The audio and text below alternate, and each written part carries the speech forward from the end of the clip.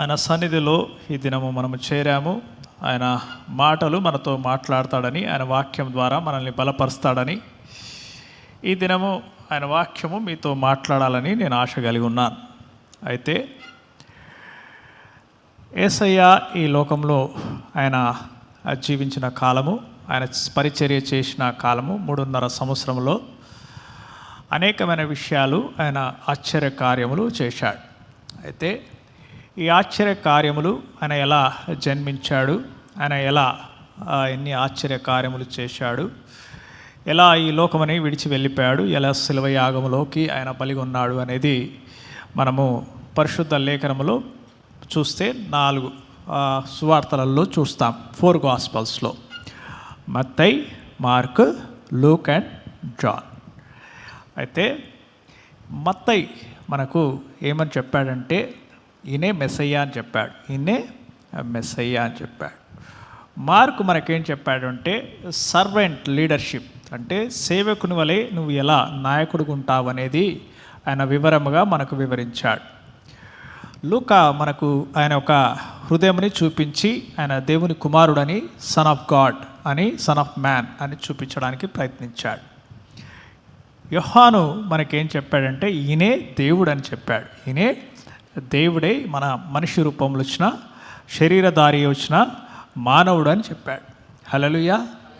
ఈ 4 గాస్పల్స్లో ఒకవేళ మీరు చూస్తూ ఉంటే అనేకమైన ఆశ్చర్యకరమైన విషయాలు ఉంటాయి. మనకు జీవితానికి దేవుణ్ణి మనం అర్థం చేసుకోవాలంటే చాలామంది దేవుడు మనకు ఎలా అర్థమవుతాడు, దేవుని నీతి ఏమిటి, దేవుని యొక్క ఆలోచన ఎలా ఉంటుంది, దేవుడితో నాకు సంబంధం ఎలా ఉంటుంది అని నీకు హృదయంలో ఆశ కలిగి ఉన్నట్లయితే ఈ 4 గాస్పల్స్ని, ఒకవేళ ఈ 4 సువార్తని నువ్వు ధ్యానించి చూసినట్లయితే, దేవుడు చేసిన కార్యాలని నువ్వు వివరముగా తెలుసుకున్నట్లయితే నీకు దేవుని హృదయం నీకు అర్థమవుతుంది. హల్లెలూయా. మనం ఎలా జీవించాలనో మనకు అర్థమవుతుంది, దేవుని హృదయం అర్థమవుతుంది. మనం ఎలా జీవిస్తే దేవునికి ఇష్టలుగా ఉంటామనేది కూడా మనకు అర్థమవుతుంది. అయితే నేను ఇలానే ఒక సన్నివేశము దేవుడు నాకు చూపించాడు. ఆ సన్నివేశం ద్వారా కొన్ని విషయాలు మీకు మరి ఒకసారి రివైండ్ చేయాలని, జ్ఞాపకం చేయాలని, లేదా మొదటిసారి విన్నవారు దీన్ని జ్ఞాపకం చేసుకోవాలని నేను ఆశ కలిగి ఉన్నాను. అయితే యోహాను సువార్తలో ఈ యొక్క సన్నివేశము 8వ అధ్యాయంలో ఉంటుంది. 1 నుండి 11లో ఈ మాట రాయబడున్నాయి. యేసయ్య యథావిధిగా ఎప్పుడు ఆయన ఒలివ కొండ మీదకి వెక్కి ఆయన ప్రార్థన చేసిన తర్వాత ఉదయకాలమున ఆయన ఏం చేస్తాడంటే మందిరానికి వస్తాడు. చూడండి, ఈ సన్నివేశాన్ని మీరు విన్నాలో, చాలామంది వింటారు, కొత్తగా ఫస్ట్ టైం విన్నట్టు అనిపిస్తుంది. ఆయన యథావిధిగా ఉదయకాలము మందిరానికి వచ్చాడు. వచ్చి ఆయన బోధ చేస్తూ ఉంటే ఆయన బోధ వినడానికి కోసమై ఆయన చెప్పే విధానము కానీ, ఆయన చెప్పే వాక్యము కానీ, ఆయన చెప్పే మాటలు కానీ అనేకులు వినడానికి ఆశ కలిగి ఉంటారు. ఎందుకంటే ఆ కాలంలో ఇప్పుడు మనకున్నప్పుడు యూట్యూబ్ ఛానల్ లేకపోతే టెక్నాలజీ లేదు కనుక మానవులు ఏ విషయానన్నా తెలుసుకోవాలని ఆశ కలిగి ఉంటారు. మనం కూడా ఒక ఆశతో జీవిస్తూ ఉంటాం. మన జీవితం ఏమిటి, అసలు ఈ జీవితానికి అర్థం ఏమిటి, మన జీవిత ప్రయాణం ఏమిటి, నా ఆనందానికి అర్థం ఏమిటి, అసలు ఏమిటి పర్పస్, అంటే నేను దేనికి జీవిస్తున్నాను అని ఒక ప్రశ్న ప్రతి ఒక్క మానవునికి ఉంటుంది. ఆ మానవునికి ఉన్న ప్రతి ప్రశ్నకి మొదటి నుండి మానవుడు అన్వేషిస్తున్నాడు. ఈ ప్రపంచం సృజించినది ఎవరు, ఈ లోకమంతా సృజించినది ఎవరు, దీన్ని నడిపేది ఎవరు, దీని వెనకాల ఉన్న శక్తి ఏమిటి అని బహుజ్ఞానులు అనేకమైన జ్ఞానమైన మాటలు రాయడానికి ప్రయత్నించారు. అయితే మానవుల జ్ఞానమునకి అతీతముగా దేవుడే ఈ లోకమునకు వచ్చి ఆయన జీవించి మానవులకి ఇలా జీవించాలి మీరు అని చెప్పి వెళ్ళిపోయాడు. Hallelujah. Very short period, very effective period, very very very very powerful period అంటాం. హల్లెలూయా. ఎందుకు దీన్ని మనం పవర్ఫుల్ అంటాము అంటే లోకంలో అనేకులు వచ్చారు. ఇప్పుడు నేను ఒక మానవున్నే, మీరు ఇక్కడ ఉన్న వాళ్ళందరూ మానవులే, వచ్చారు వెళ్ళిపోయారు. కానీ ఏ మానవుడు వచ్చి వెళ్ళిపోయినా కాలము 2గా విభజింపడవల్లే. It has not been divided, but after one man came it has been divided. Before Christ, ఎడోడెమనీ, ఎరా ఆఫ్ గాడ్ అంటాం. సో ఆఫ్టర్ డెత్ అంటారు యానో డొమిని, అంటే ది లార్డ్స్ పీరియడ్ అంటారు దీన్ని. అయితే దాన్ని కాలాన్ని రెండుగా విభజింపారు. అంటే ఎందుకు విభజింపారు అంటే he's not a man, is not a man, మనలాంటి వాడు కాదు అనే దేవుడే శరీరధారి అయి వచ్చాడని యోహాను సువార్తలో చెప్పున్నది. ఆ యోహాను సువార్తలోనే ఈ యొక్క సన్నివేశాన్ని మనం చూస్తాం. దేవుని బహుగా ప్రేమించిన వాడు యోహాను. అయితే ఈ సన్నివేశము మనకు ఒక మంచి పాఠాన్ని మనకు నేర్పిస్తుంది. చూడండి, ఈ పాఠం ద్వారా కూడా కొన్ని విషయాలు మనం నేర్చుకోవచ్చు. అయితే ఇక్కడ ఏమవుతున్నదంటే యేసయ్య తన సువార్త చేస్తున్నాడు, ఆయన బోధ చేస్తున్నాడు. బోధ చేస్తూ ఉంటే అక్కడ కొంతమందికి నచ్చలేదు. ఎవరికి నచ్చలేదు? పరిచయులకి, శాస్త్రులకి ఈయన బోధ నచ్చలేదు. ఎందుకనగా అంటే యేసయ్య చెప్పే విధానము వాళ్ళు ఏదైతే ఆచరిస్తున్నారో దానికి విరోధముగా ఉన్నది, దానికి అగేన్స్ట్గా మాట్లాడుతున్నాడు, దానికి వ్యతిరేకంగా మాట్లాడినట్టు వాళ్ళకి అనిపిస్తున్నది. కానీ వారు నన్ను జ్ఞాపకం, మీరు నన్ను కళ్ళ ముందున్నా కూడా మీరు నన్ను గుర్తుపట్టలేరు అని కూడా అంటుంటాడు. ఒక్కొక్కసారి మనము ఎలా అయిపోతామంటే మన ఆచారాలు, మనకున్న అలవాట్లు అవి దేవుని కన్నా ఎక్కువైపోతాయి. ఎలా అయిపోతాయి? దేవుని కన్నా ఎక్కువైపోతాయి. మన అలవాట్లు కూడా దేవుని కన్నా ఎక్కువైపోతాయి. ఇది అలవాటు ఇలానే ఉండాలి అని అంటారు. కానీ దేవుడు నీ అలవాట్ల కన్నా దేవుని మీద వస్తాడు. ఇక్కడ పరిచయులు, శాస్త్రులు ఏం చేశారంటే ఈయనని దొరికించుకోవాలి. ఎవరిని దొరికించుకోవాలా? యేసయ్యని దొరికించుకుందాం. ఈయన బాగా మాట్లాడుతున్నాడు కదా, ఈయన చాలా చాలా కొత్త విషయాలు చెప్తున్నాడు కదా, ఈయనని దొరికించుకొని ఈయన శిక్షిద్దామని ఏం చేశారంటే ఈయనని బోధిస్తూ ఉంటే ఈయన దగ్గరికి ఒక స్త్రీని తీసుకొచ్చారు. ఈ స్త్రీ వ్యభిచారంలో పట్టబడిన స్త్రీని తీసుకొస్తారు. అడల్టరీ పట్టబడిన స్త్రీని మోషే ధర్మశాస్త్రం ప్రకారము ఒకవేళ మనం చూసినట్లయితే లేవీల కాండము 20:10 అలానే ద్వితీయోపదేశ కాండము 20:22 ఏమని రాయబడిందంటే, ఒకవేళ నీవు వ్యభిచారము చేసి ఒకవేళ నువ్వు పట్టబడితే నిన్ను రాళ్ళతో చంపివేయాలి. ఏం చేయాలా? You need to be stoned to death until death. నీ రాళ్ళతో కొట్టి చంపివేయాలి. ఈ ధర్మశాస్త్రముని దేవుడు యేసయ్య ఏమంటాడు ప్రశ్నిద్దాం. ఎందుకంటే యేసయ్య ప్రేమ స్వరూపి, ఆయన దయాదాక్షిణ పూర్ణుడు, ఆయన ఎంతో ప్రేమించువాడు, ఒకరిని చంపడానికి ఇష్టపడువాడు కాడు. చూడండి, ఇక్కడ ఇరికిద్దామని, ఏం చేద్దామని? ఇరికిద్దామని. ఇక్కడ ఈ యొక్క శాస్త్రులు, పరిచయులు ఏం చేశారంటే ఆమెను తీసుకొచ్చి మధ్యలో పెట్టి ఆయన అడుగుతున్నారు, పదే అడుగుతున్నారు, ఆయన విసిగిస్తున్నారు, వదులుతలేరంట. బైబిల్లో రాయబడింది, మీరు చదవండి ఇంటికి వెళ్ళిన తర్వాత. అయితే పదే పట్టుబడతారు. నువ్వేమంటావు ఈమె గురించి ఏమంటావు? చూడండి, కొన్ని విషయాలలో సాతానుడు ఎలా ఉంటాడంటే మన కొన్ని సిచ్యువేషన్స్ ద్వారా, లేకపోతే కొన్ని ట్రాప్ వర్డ్స్ అంటాం, దాని ద్వారా నిన్ను పడేయాలని ప్రయత్నిస్తుంటాడు. సాతానుడు దగ్గర ఉన్న వాడు దానికి అబద్ధములకి వాడేవాడు? జనకుడు, ఫాదర్ ఆఫ్ లయర్. అయితే వాడు అబద్ధములు చెప్పి నీ హృదయంలో లేని ఆలోచనని వాడు తీసుకొని వస్తాడు. నువ్వు చేసే పనిని వాడు ఒక అనుమానం తీసుకొని వస్తాడు, ఒక నిరుత్సాహం తీసుకొని వస్తాడు. అయితే నేను ఎలా పడివేయాలి అని ప్రయత్నిస్తూ ఉంటాడు. వాని యొక్క యుక్తులు చాలా ఘోరముగా ఉంటాయి. అందుకొరకే పేతురు ఏమంటున్నాడు చూడండి, 1 పేతురు 5:8 ఏమని రాయబడింది చూడండి. మీ విరోధి అయిన అపవాది గర్జించు సింహం వలె ఎవరిని మింగుదునా అని వెతుకుచు తిరుగుచున్నాడు. వాడు ఎవరిని మింగాలి? I want to destroy their life. దొంగ దేనికి వస్తాడంట? నాశనం చేయడానికి వస్తాడు, దొంగలించడానికి వస్తాడు. ఈ దినం మీరు సమయం తీసుకున్నారు, మీరు తయారయ్యారు, చాలా కష్టపడ్డారు, వచ్చేశారు మందిరానికి, కూర్చున్నారు. అయినా కూడా ఇంత ప్రయాసపడి వచ్చి ఇక్కడ కూర్చున్న తర్వాత కూడా వాని ప్రయాసం మాత్రం వదిలిపెట్టాడు. నిన్ను డిస్టర్బ్ చేస్తుంటాడు. నేనేం చేస్తుంటాడు? డిస్టర్బ్ చేస్తాడు. కూర్చున్నావు, వినడం అవసరమా? వచ్చేసినావు కదా, కూర్చో, కొంచెంసేపు ఏదో ఫోన్ వచ్చింది చూడు, చూసుకో. కిందికి వెళ్ళాలనిపిస్తుందా? వెళ్ళు. అన్న చెప్పేది పాతదే కదా, నాకు తెలుసు, కొత్తది ఏం లేదు కదా. ఏముంది, గాలి వస్తలేదా? అయ్యో ఎవరో ఏం ఆట లేచారా? అక్కడ ఎవరో కొత్త వాళ్ళ? వెనక ఎవరున్నారు? ఎట్లుంది పరిస్థితి? లైట్స్ బాగున్నాయా? రైట్, అంత బాగుందా? నువ్వు ఎందు నిమిత్తమై వచ్చావు అని వాడు నిన్ను మర్చిచేస్తాడు. He traps you. నేను ఎవరిని మింగివేయనాని, నీ ఆలోచనని వాడు మింగివేయడానికి ప్రయత్నిస్తాడు. నీ ఆశీర్వాదం దొంగలించడానికి ప్రయత్నిస్తాడు. దేవుని వాక్యముని దొంగలించడానికి ప్రయత్నిస్తాడు. ఒకవేళ దేవుని వాక్యముని హృదయంలో నాటబడితే అది ఆశీర్వాదకరంగా ఉంటుందని వాడు నాటబడనీయాడు.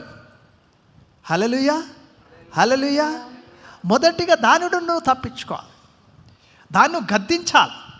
నేను ఆయన మందిరానికి వచ్చాను, ఆయన సన్నిధికి వచ్చాను, ఆయన వాక్యం వినడానికి వచ్చాను, ఆయన ఆరాధించడానికి వచ్చాను. నేను దేవుని మీద భయభక్తులు కలిగి ఉంటాను, క్రమశిక్షణతో ఉంటాను, దేవునికి ఇష్టడుగా ఉంటాను. నువ్వు ఈ 3 గంటలు 2 గంటలు 2.5 గంటలకు 2 గంట ఈ సమయంలోనే దేవుని మందిరంలో ఎక్కలేని ఆలోచనలు వస్తుంటాయి. జ్ఞాపకం చేసుకోండి. ఇది ఎవరు చేస్తారు అంటే ఎవరో కాదు, నీ జనకుడు ఉన్నాడు, నిన్ను డిస్టర్బ్ చేసేవాడు. యేసయ్యనే డిస్టర్బ్ చేశాడు. యేసయ్యనే డిస్టర్బ్ చేశాడంటే నేనెంతన్నా అని అనుకునేవేమో. దేవుడు నీకు శక్తిగల ఆత్మను దయచేశాడు. హల్లెలూయా. ఏం ఆత్మను దయచేశాడు? శక్తిగల ఆత్మను దయచేశాడు. సాతాన్ని ఎదురించు ఆత్మను దయచేశాడు. హల్లెలూయా. అయితే వీళ్ళేం చేశారు? పరిసయ్యులు, శాస్త్రులు ఆమెను తీసుకొని వచ్చి యేసయ్య బోధకుడా, మళ్ళా మనల్ని కూడా బాగా పిలుస్తారు ఎవరైతే మనం శోధించేవారు. గురుగారు, బ్యూటిఫుల్ గర్ల్, హ్యాండ్సమ్ బాయ్, నిన్ను పడేయాలి అంటే ఫస్ట్ నేను ఒక మంచి మాట ఇస్తారు. చక్కగా ఉన్నావు. They want to trap you. Try to understand the trap of the Satan. సాతాను శోధనని మనం జ్ఞాపకం చేసుకోవాలి. పాము వలె వివేచనతో మనం ఉండమంటాడు.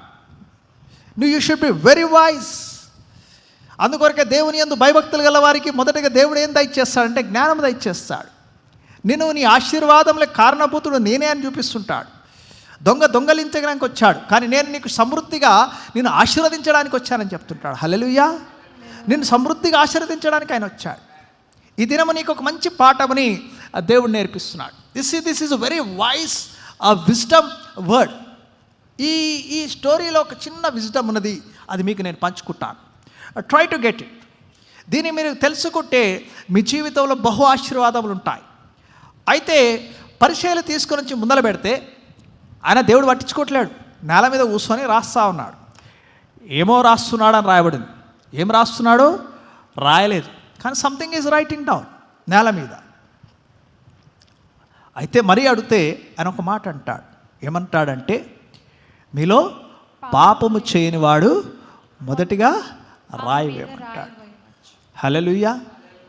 ఇక్కడ మన దగ్గరికి ఎవరైనా వచ్చి జడ్జిమెంట్ చేయమంటే మనం ఎలా ఉంటాం? ఫస్ట్ నన్ను అడగడానికి వచ్చారు కదా అని, నేను గ్రేట్ అని నువ్వు జడ్జిమెంట్ చెప్పడంలో చూపించే ఆసక్తి. ఎందుకంటే we love to judge people. We love it. ఏమన్నా ఎవరికైనా ఏమి అయిందనుకుంటే ఎవరైనా వచ్చారనుకో, వాళ్ళు అవునండి, వాళ్ళు ఏమి చేశారు దేవునికే తెలుసు. మళ్ళా ఇక్కడ ఎవరిని తీసుకొస్తారు? దేవుని తీసుకొస్తారు. దేవునికే తెలుసు వాళ్ళు ఏం చేశారు, వారి జీవితంలో ఎందుకు ఇదైంది. వారు చేశారు లేండి, ఎంత చెట్టుకి అంత గాలనట్టు వాళ్ళు చేసిన దానికి వాళ్ళకే వచ్చింది. You judge people. You feel great when you want to judge others. A judgment. When you pass a judgment, you should be very careful. నువ్వు ఎవరినైనా ఏ విషయంలో ఏ ఒక న్యాయము తీర్చాలని నీ హృదయంలో వస్తే నువ్వు బహు జాగ్రత్తగా ఉండాలి. హల్లెలూయా. బహు జాగ్రత్తగా ఉండాలి. నోరుంది కదా, ఆలోచన ఉంది కదా, దేవుడు నాకు జ్ఞానం ఇచ్చిండు కదా, దేం దొరికింది కదా, అయ్యో నేను గ్రేటు, నేను ఇక్కడ ఏమిచ్చేస్తాను, నా తీర్పునిచ్చేస్తాను అని ఎప్పుడు నువ్వు తొందరపడకూడదు. హల్లెలూయా. ఎందుకనగా అంటే చూడండి ఒక మాట, మత్తయి సువార్త 7:1 ఏం రాయడం చూడండి. మీరు తీర్పు తీర్చకుడి, అప్పుడు మిమ్మును గూర్చి తీర్పు తీర్చబడును. హల్లెలూయా. మీరు తీర్పు తీరిస్తే జ్ఞాపకం చేసుకోండి. ఒకరు ఎవరో తప్పు చేస్తే ఏదో తప్పు జారి కాలు జారింది, కాలు ఇరిగింది. ఆ తప్పు చేశాడు కాబట్టి కాలు ఇరిగింది అని అన్నావు. ఏమన్నావు నువ్వు? నోరు జారి తప్పు చేశాడు కాబట్టి కాలు ఇరిగిందిలే అంటావు. డన్. దేవుడు ఏమంటాడంట? డన్. నువ్వు తప్పు చేశావు, నీ కాలు ఇరుగుతుంది. అయ్యా ఇదేంది? ఎందుకనగా అంటే నీవు ముందుగానే ఆ తీర్పుని నీ మీద తీర్చుకున్నావు. తప్పు చేస్తే నీకేం కావాలంట? నీ కాలు ఇరగాలని నువ్వు తీర్పు తీర్చుకున్నావు. జ్ఞాపకం చేసుకోండి. నీవు ఆల్రెడీ కొన్ని తీర్పులు తీర్స్తావు. ఆ తీర్పులే నీ జీవితం మీదకి వస్తాయి. ఆ తీర్పులే నీ జీవితం మీదకి వచ్చి పడతాయి. అయ్యో ఇది ఎందుకు నా జీవితం మీదకి వచ్చి పడ్డదంటే నువ్వు గొప్పగా భుజాలు ధరమేసుకొని ఏం చేశావు? తీర్పు తీర్చావు. ఏం చేశావంట? తీర్పు తీర్చావు. Your fast to take decisions is always dangerous. Never do that. అందుకొరకే 3లో చూడండి, మత్తయి సువార్త 7:3 ఏమంటున్నారు చూడండి. నీ కంటిలోనున్న దూలము నెతక నీ సహోదరుని కంటిలోనున్న నల్సును చూచుట ఎలా? మన కంట్లో ఉన్న దూలాన్ని, మన చిన్న నసుకును చూడకుండా పక్కవాని ఇంట్లో ఏం చూస్తుంటాము? అవతలో నసుకును వెతుకుతూ ఉంటాం. మన కంట్లో ఉన్న దూలాన్ని మర్చిపోతాం. We don't see our self. అందుకొరకే విలోప వాక్యంలో ఒక మాట రాయబడింది చూడండి. Remember your own weaknesses. 3:40 ఒక మాట రాయబడింది చూడాలి. లామెంటేషన్స్ 3:40. మన మార్గములను పరిశోధించి తెలుసుకొని మనము యెహోవా తట్టు తిరుగుదాము. మనం మొదటిగా మన మార్గములని మనం పరిశోధించుకోవాలి. చాలామంది వి జడ్జ్ పీపుల్. మన మనుషులని ఎలా జడ్జ్ చేస్తామంటే పార్ట్ ఆఫ్ ద స్టోరీ, ఏదో సగం మనకు తెలుసు, మొత్తం జడ్జ్ చేస్తాం. We don't know the whole story. వాళ్ళ జీవితం మొత్తం మనకు తెలియదు, కానీ మనం జడ్జిమెంట్ ఇచ్చేస్తాం. దేర్ మిస్టేక్స్, వాళ్ళ తప్పులు మనకు కనబడితే, ఒకవేళ వాళ్ళ యొక్క గుణము నీకు తెలిస్తే, ఒకవేళ వాళ్ళ అపియరెన్స్, వాళ్ళ ఫైనాన్షియల్ కండిషన్స్, వాళ్ళకున్న డబ్బులు కానీ, వాళ్ళ ఫ్యామిలీ ప్రాబ్లమ్స్ కానీ, వాళ్ళకున్న బలహీనతను చూసి నువ్వేం చేస్తావంటే తీర్పు తీర్చేస్తావు. ఇది అదే అండి, వీళ్ళు ఆలే అండి, వీళ్ళకి ఇదే అండి కథ. గ్రేట్ అనుకుంటాం మనం. నీ మనసులో జాగ్రత్తగా ఉండు. Never ever do that. చేయకండి. దేవుడు ఈ దినము నీతో మాట్లాడుతున్నాడు. దేవుడు సూటిగా నీతో మాట్లాడుతున్నాడు. నువ్వు ఇతరులకి తీర్పు తీర్చక మునుపు నీ హృదయంలో, నీ కంటిలో ఉన్న దూలమని దేవుడు చూసుకోమంటున్నాడు. See your weaknesses. నీవు పరిశోధించుకోమని చెప్తున్నాడు. నువ్వు పరిశోధించుకోవాలి. నువ్వు పరిశోధించుకోకుండా తీర్పు తీర్చడానికి సిద్ధము కాకూడదు. ఇలానే ఒక తండ్రి 2 కుమారులతోటి ట్రైన్లో ప్రయాణం అవుతున్నాడు. అయితే 2 కుమారులు బాగా అల్లరి చేస్తూ ఉన్నారు. అయితే తండ్రి వాళ్ళని కంట్రోల్ చేయలేకపోతున్నాడు. అయితే అక్కడ ఉన్న పక్కనున్న ప్యాసింజర్కి కోపం వచ్చింది, ఇరిటేషన్ వచ్చింది. కోపం వచ్చి వాళ్ళ తండ్రిని అన్నాడు, నువ్వు నీ పిల్లల్ని సరి చేసుకోలేవా అన్నట్టు కోపం మీద వస్తుంటే ఆయన వెంటనే ఆ ప్యాసింజర్కి వెళ్ళి, ప్యాసింజర్ గారు సారీ, దయచేసి నా 2 పిల్లలకి వాళ్ళ తల్లి హాస్పిటల్లో చనిపోయింది, ఎలా చెప్పాలనో నాకు అర్థము కావట్లేదు అని చెప్తాడు. వెంటనే ఆ ప్యాసింజర్ హృదయం మారిపోతుంది. When you know the whole story, his attitude towards the children changes. నీకు మొత్తం కథ తెలిసిన తర్వాత ఒకరి జీవితంలో జరిగిన విషయాలని, వారు ఎందుకు అలా జీవిస్తున్నారు, వాళ్ళ పరిస్థితులు ఎందుకు అలా ఉన్నాయి, వారు ఎందుకు అలా బిహేవ్ చేస్తున్నారు, ఎందుకు అలా ఉన్నారు అని తెలుసుకోకుండానే నీవు ఏం చేయకూడదు? Should not judge anyone. Hallelujah. Should not judge anyone. అందుకొరకే జ్ఞాని అయిన సొలొమోను మహారాజు ఒక మంచి మాట చెప్తుంటాడు చూడండి. 18:13 చూడండి. ప్రొవర్బ్స్ సామెతలు 18:18-13. సంగతి వినక ముందు ప్రత్యుత్తరం ఇచ్చువాడు సంగతి వినకముందు ప్రత్యుత్తరం ఇచ్చువాడు తన మూఢతను బయలుపరిచి తన మూఢతను బయలుపరిచి సిగ్గునొద్దును. హల్లెలూయా. మొత్తం తెలవకుండానే, మ్యాటర్ అంతా తెలవకుండానే మనం ఏం చేస్తుంటాం? ఇది ఇంతే, ఇది ఇంతే అంటాం. Never do that. నువ్వు నీవే ఫూల్ అవుతావు, నీ మూఢత్వం బయటపడుతుంది. దేవుడు నిన్ను చూసి అపాసించుకుంటాడు. ఇంత మూడుడా వీడు అనుకుంటాడు, అసలు మ్యాటర్ తెలుసుకోకుండా. We do that. చెప్తున్నాను, చాలామంది చేస్తారు ఈ పని. ఈ దినము దేవుడు మీతో ఈ విషయం ద్వారా మాట్లాడుతున్నాడు. వెంటనే వ్యభిచారం చేసిన స్త్రీ అంటే వ్యభిచారమా, చీ,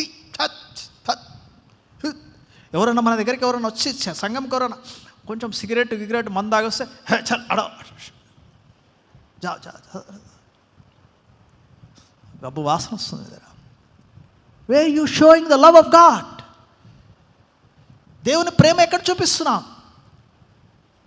కొంచెం బాగలేకపోతే చాలు, మంచిగా ఉంటే బ్రదర్, వే యూ షోయింగ్.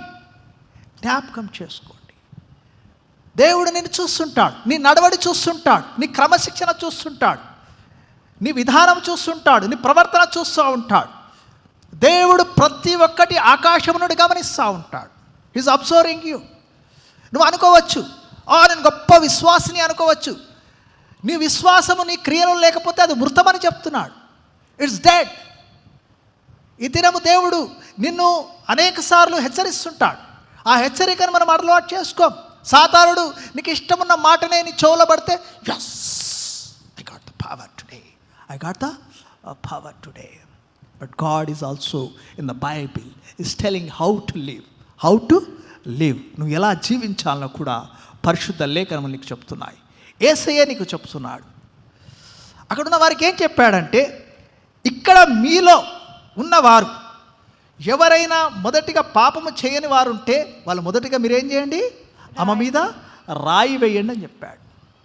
అక్కడ ఉన్నవారు ఏం చేశారంటే, నాలో పాపము లేదు అనుకోలేదు, నాలో పాపము లేదు అనుకోలేదు. అక్కడ ఉన్నవారు అందరూ ఎవ్వరు ఆమె మీద రాయి వేయలేదు. హల్లెలూయా, హల్లెలూయా. మనం జ్ఞాపకం చేసుకోవాలా. అందుకొరకు యోహాను సువార్త 7:24 ఏమని రాయబడింది చూడండి. వెలుచూపు బట్టి తీర్పు తీర్చక న్యాయమైన తీర్పుని తీర్చడను. న్యాయమైన తీర్పు అయితే మనం జ్ఞాపకం చేసుకోవాలా. ఈ తీర్పు తీర్చే పని మనది కాదు. తీర్పు తీర్చే పని మనది కాదు. ఎందుకనగా అంటే, నువ్వు ఏ కొలమానములైతే కొలుస్తున్నావో జ్ఞాపకం చేసుకోండి. హియర్ బైబిల్లో ఒక మాట రాయబడి ఉంది, నువ్వు ఏ కొలమానములైతే కొలుస్తావో ఇతరులని, అదే కొలమానములో నిన్ను దేవుడు కొలుస్తాడని జ్ఞాపకం చేసుకోండి. హల్లెలూయా. నువ్వు ఇతరుల రుణములు ఎలా అయితే నువ్వు క్షమిస్తుంటావో, నీ రుణములు అలా దేవుడు క్షమిస్తాడు. జ్ఞాపకం చేసుకుందాం. పరిశుద్ధ లేఖనములు మాట్లాడే మాటలని ధ్యానంగా జ్ఞాపకం చేసుకుందాం. How the blessings will comes in your life. The small things, ఈ చిన్నవే దేవుడు జ్ఞాపకం చేసుకుంటాడు. అక్కడున్న వారు అందరూ ఏం చేశారంటే, ఆమె మీద ఎవ్వరును ఆమె మీద రాయి వేయలేదు. ఆమె తప్పు చేసినదా? వ్యభిచారం చేసినదా? చేసినది. మనము చేశామా? తప్పులు చేశాము. మనకు తీర్పు రావాలి. కానీ ఆ తీర్పు రాకుండా అక్కడ ఒక వ్యక్తి ఉన్నాడు. Hallelujah. One man is standing over there. Is none other than Jesus is standing there. ఎప్పుడైతే యేసయ్య నీ జీవితంలో నిలబడ్డట్లయితే, ఆయన వచ్చి నీ జీవితంలో ఉన్నట్లయితే, నీ జీవితంలో ఏదైతే తీర్పు తీర్చబడాలనో ఆయన ఉత్తరవాది వలె దేవుని సన్నిధిలో ఉండి నీ విషయమై ఆయన పోరాడతాడు. Hallelujah. He will stand and talk to regarding you. అయ్యా క్షమించు నాయన, ఈ తీర్పు ఇతని మీదకి తీర్వకు అని చెప్తుంటాడు. Hallelujah, hallelujah, hallelujah. You need to understand. అందుకొరకే అక్కడ ఏమంటాడు చూడండి, 8:11 ఏమంటాడు చూడండి. ఆమె లేదు ప్రభువా అనెను. అందుకు యేసు, నేనును నీకు శిక్ష విధింపను. నీవు వెళ్ళి ఆ. ఇక పాపము చేయకుమని ఆమెతో చెప్పాను. నీవు ఇక పాపము చేయకుమని ఆమెతో చెప్పెను. హల్లెలూయా. మన పాపములని క్షమించే అధికారము గలవాడు నా నజరేయుడైన యేసుక్రీస్తుని జ్ఞాపకం చేసుకోండి. ఇఫ్ యు సిన్ టుడే, నువ్వు ఎవరు తప్పుదారి, నువ్వు ఈ దినము ఎవరినో నువ్వు తీర్పు తీర్చినా, if you confess yourself, దేవుడు నమ్మదగిన వాడు, ఆయన నీతిమంతుడు. నీలో పాపం లేదంటే నిన్ను నువ్వు మోసం చేసుకుంటున్నావు. ఇప్పటివరకు నువ్వు ఎవరినో తీర్పు తీర్చుండవచ్చు, అయితే జ్ఞాపకం చేసుకో. మొదటి యోహాను రాసిన పత్రిక 1:9 ఏమని రాబడిందంటే, ఆయన నీతిమంతుడు. ఒకవేళ నీ పాపములు ఆయన సన్నిధిలో ఒప్పుకున్నట్లయితే ఆయన నిన్ను పవిత్రునిగా చేయడానికి సిద్ధముగా ఉన్నాడు. హల్లెలూయా, హల్లెలూయా. ఈ దినము ఆయన సన్నిధిలో చేయవలసినది ఏమిటి? Yes, you came here. ఆయన సన్నిధికి వచ్చి కూర్చున్నావు. ఎస్ మై లార్డ్, నేను చేసినది తప్పయ్యా, నా జీవితంలో అనేకమైన పాపములు చేశాను అయ్యా, నేను అర్హుణ్ణి కాదు, కానీ తండ్రి నాకు ఉత్తరవాదివై అయ్యా నీవు ఉన్నావయ్యా. Today I came to your presence. నీ సన్నిధిలో ఉన్నాను నాయన, నన్ను జ్ఞాపకం చేసుకో. You remember me my Lord. అయ్యా నన్ను జ్ఞాపకం చేసుకో అయ్యా. అటువంటి హృదయము కలిగి నీవు ఆయన సన్నిధిలో ఉన్నట్లయితే ఈ దినము ఆ దేవుడు నీకు నూతన క్రియలని జీవితం చేయడానికి సిద్ధంగా ఉన్నాడు. పాతవి గతించిపోయినంటాడు. Hallelujah. Gone, your old life is gone. నీ తీర్పులు దేవుడు కొట్టివేస్తాడు. ఆ వ్యభిచారం చేసిన స్త్రీని ఒకటే మాట్లాడినాడు, నేను నీ మీద తీర్పు తీర్వను, కాకపోతే ఈ దినము నుండి ఆ తప్పు మరొకసారి చేయకు అని చెప్పాడు. Hallelujah. But God want same with you today.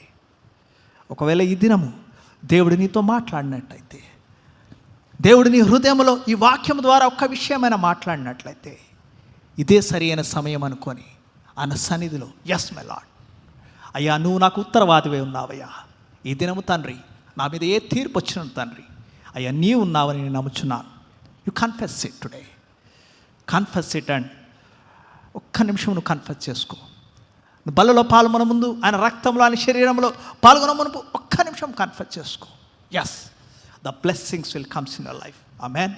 ఏదైతే సాతానుడు అద్దుగా ఉన్నాడు, దేవుడు ఈ దినమే అది కొట్టివేస్తాడు. పరిచయులు, శాస్త్రులు ఏమంటున్నారు? ఈమె మరణమునికి పాత్రులు అని చెప్తున్నారు. అక్కడ జనములందరినీ కూడా చేశారు, ఈమె చంపివేయాలని ప్రయత్నించారు. మోషే ధర్మశాస్త్రము చూపించారు, కానీ ధర్మశాస్త్రమును మించిన దేవుడు నా నజరేయుడైన యేసుక్రీస్తుని జ్ఞాపకం చేసుకోండి. ధర్మశాస్త్రము నెరవేర్చిన దేవుడు నా నజరేయుడైన యేసుక్రీస్తుని జ్ఞాపకం చేసుకోండి. ఆయన ఈ దినము నీతో మాట్లాడుతున్నాడు. With small word, confess yourself and believe I going to give you a new life today. Amen, amen. నమ్మిన వారు గట్టి ఒకసారి హల్లెలూయా చెప్దాం. హల్లెలూయా. అందరు యోగ్యముగా పరిశుద్ధముగా బలలో పాల్గొందాం.